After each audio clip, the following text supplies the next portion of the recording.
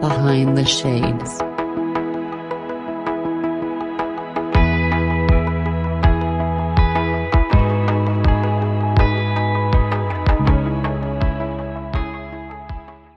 For you, when you're dealing with the woman that you speak to, when you're having these engagements, do you sense the aura that is coming from them? And then you can kind of pinpoint saying that this person needs a little bit of work to get them to a point where they're like, hey, you're going to start lighting up the room and everyone's going to be around you because your personality is going to be so magnetic.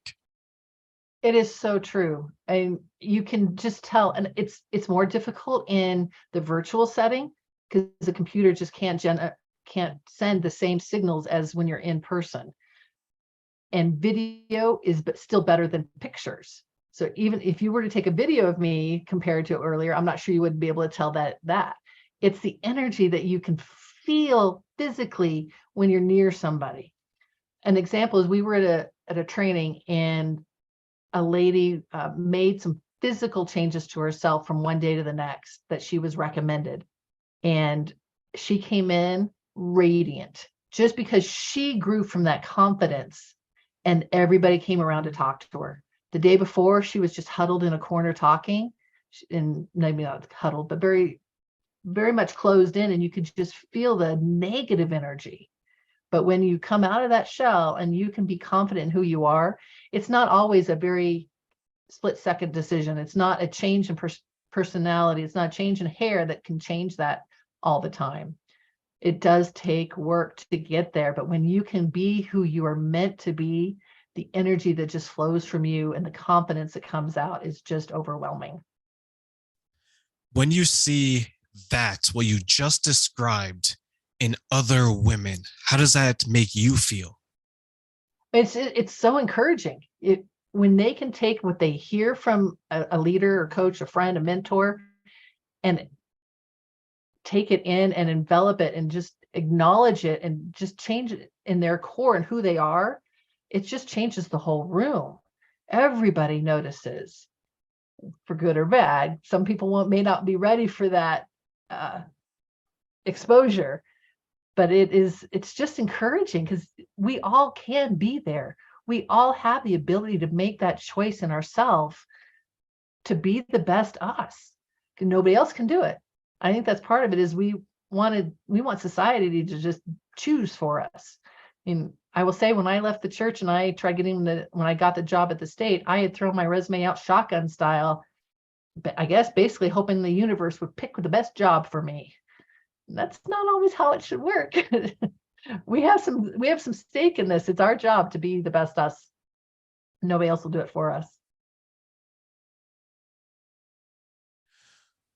So no, so when you see that, because I know I've been in rooms where it's like the energy just gets sucked out of it, and you're like, should I enter here? Because you can feel the thickness of it, because there's a lot of people that are going through something, and that's a little bit negative.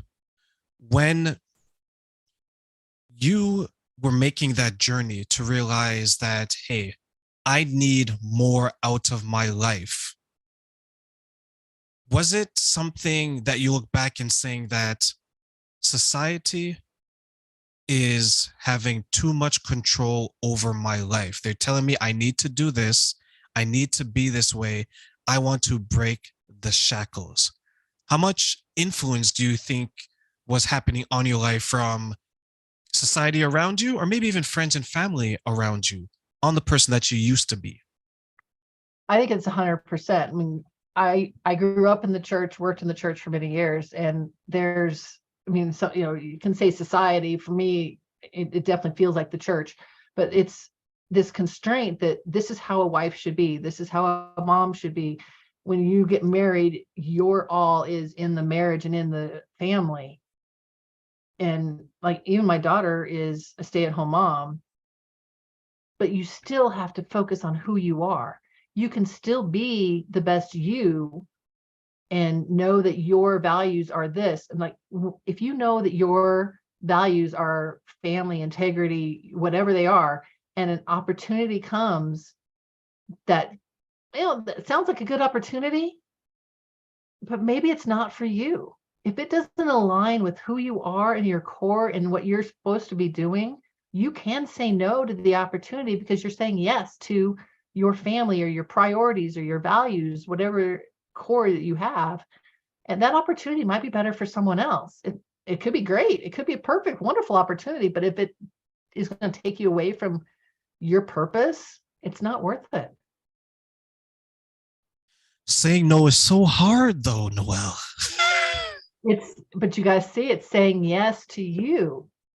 You're saying yes to you. It's yet saying yes to your family or whatever. For me, it's saying yes to I got 2 kids and grandkids. That's my priority. If what I'm going to do is going to show up as something other than who I am or take me away from them, it's not okay. It's not the Noelle that I'm supposed to be. If I were to be called off and go do something overseas or be up in Washington D.C. for a month, I'd have to say no because it's taking me away from my purpose here, even though it would be amazing. It's those things you have to evaluate, and you've got to know who you are in the core and your soul and your family and what all is going on in your life, so that when those opportunities come in, you can honestly evaluate the whole thing, pros and cons, and make a wise choice. Do you still have a struggle between the new you and the old you today? I'm sure there's always going to be. I mean, it's who we are. It's it's very much just human nature. It's my common sense. It's like, this is what we should do. I still struggle with the question, what do you want? Because when somebody asks me what I want to worry about what my husband wants, what my kids want, what's going on in the house, what the business needs. Oh, and so-and-so's involved, so let's ask him too. So that's part of it. That's my personality, but it's just me. I don't want to worry about what I want because there's so many other people that I got to worry about. But that's not always healthy. There's a time where I felt like I was always in a relationship, even though I wasn't in one. And by that, I mean that every action that I wanted to take, it was just, how's Noelle going to think? How's John going to think? How's Jane going to think? Like, you're asking these questions about the feelings of other people, but how many of us take a step back and say, how does terrain feel if I were to do this? How do we get to that point, Noelle, where we're saying, how do I feel about this before we start to ask, how does others feel about it? It's intentionality. You've got to be intentional of your thinking and what you're going through, and be aware that when you are asked a question or when you have a situation, you've got a few seconds to think and respond. And you can change your thinking and change your habits, but it takes intention and it takes time. It's not going to happen overnight, but you have to be intentional and work on it.